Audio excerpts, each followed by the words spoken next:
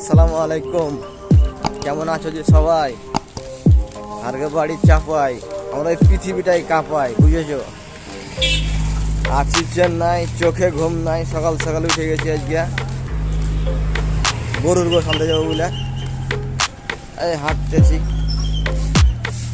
হাঁটতে হাঁটতে মেন রোডে যাবো, মেন রোডে পরে অটো নিয়ে আবার দূরে যেতে হবে গরুর গোশ আনতে।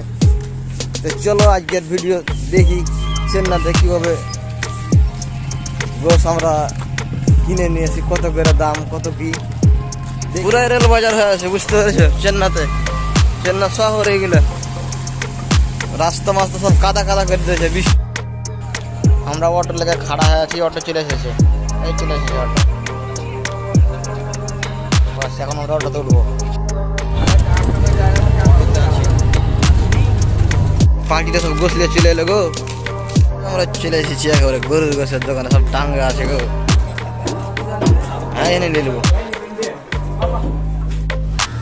এই যে আমাদের সুলতানগঞ্জের গোশ, 3 কেজি 3.5 কেজি নিচ্ছি, 1000 টাকা হয়ে যাবে। বাস মাপতে মাপতে বেশি, 3 কেজি গোশ 1000 টাকা। বাস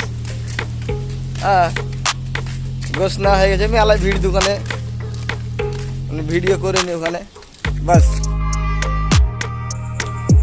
ওই যে আগের ব্যাগে আদা আছে, মরিচ আছে, রসুন আছে, পেঁয়াজ আছে। আর এটা হারগে বিল্ডিং, এই বিল্ডিং এ আমরা থাকি, এখানে কাজ করি। এটা হারগে বিল্ডিং এ থাকি, কাজ করি, উপরে কাজ করি, নিচে ঘুমাই। বাস এতটুকু, এখানে পর্যন্ত আজকের ভিডিও।